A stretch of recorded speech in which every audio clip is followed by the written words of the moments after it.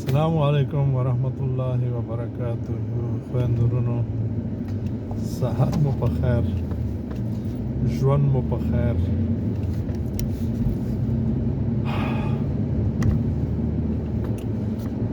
خویندورونو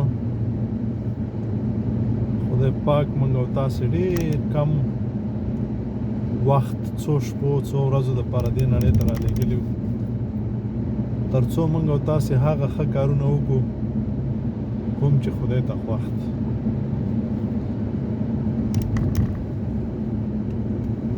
د دې ژوند دغه څو شپې او څو ورځې او څو ساعته چې خدای پاک موږ او تاسو ته راکړی دی او ټول چې کوم ضروریات دي څه چې شته موږ او تاسې اړتیا ولرلې اړتیا لرو هغه ټول راکړي دي دې دپاره چې موږ او تاسې هغه کارونه وکړو کوم چې خدای ته خوښ دي. خدای پاک ژوند راکړه، صحت یې راکړه، کورنۍ راکړه، بال بچ یې راکړه، خپل خپلوان یې راکړل، ښه ملګري راکړل او ښه او بد یې راته وښودل چې دا ښه دي دا بد دي، دا کوئ دا مه کوئ. که دا کوئ زه به راضي شم او دلته به ښه ژوند ولرئ او د مرګ نه وروسته څه چې غواړئ هغه به هم درکړم څوک چې د څه شي لیوني دي. او که دا چې ما درته ویلي مه یې کوئ او دا کوئ نو دلته به هم خفګانونه، شرم، شپې به خوب نه درځي. که موږ او تاسو فکر وکړو د درواغجن د منافقین دغه د هر رقم غاصبین چې دي، حرام خواره چې دي، دوی ښې شپې هم نه لري. موږ او تاسې اورو شپې شپې ورځې ورځې ساعتونه ساعتونه دوی ویښ وي، خوب نه ورځي، ګولۍ هم خوري او نور شیان هم څکي او خوري. دا ځکه چې دوی حرام خواره دي. نو چې خدای پاک د کومو شي نه موږ او تاسو ته ویلي دي چې دا مه کوئ او څوک یې کوي بیا د هغوی ورځ هم خرابه، شپه هم خرابه، ژوند هم خراب، خپل هم خفه او ملګري هم خفه، کورنۍ هم خفه او خدای پاک د هغوی نه خفه او د مرګ نه وروسته چې خدای کومې ژمنې کړي هغه به ورسره کوي.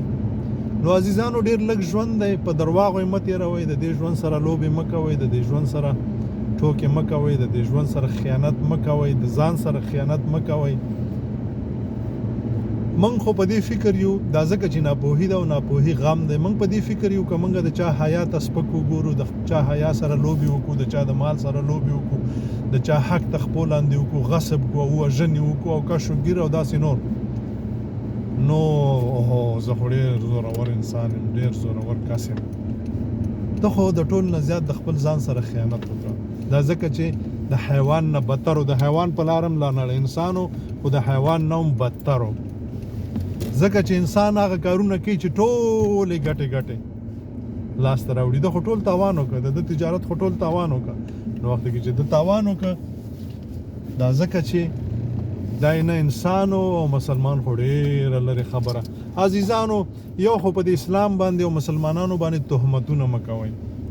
انسان غلط نه کوي. نن سبا موږ انسانان ولیدلې، انسانان د نړۍ انسانان، موږ ته به مشرانو څه ویل خو هغوی یو څه غلط ویل. نن موږ انسانان ولیدل چې انسان یعنی څه، او مسلمان خو بیخي مسلمان خو هغه څه کوي څه چې خدای غواړي.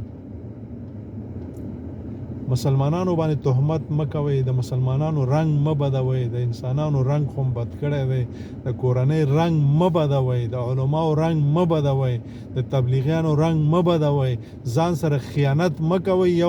یو غوا چې په غوجل کې میتیازي وکړي دا ټولې مه بېلمازه کوئ. ښه ژوند وکړئ، د ژوند نه خوند واخلئ، مزې واخلئ. خوندونه او مزې پکې دا دي چې مرستې وکړئ، د خدای عبادتونه وکړئ، خلکو ته خاندونه ښې مشورې ورکړئ، خلکو دپاره منډې ووایئ، د خدای عبادت او د انسانانو خدمت. السلام علیکم ورحمت الله وبرکاته.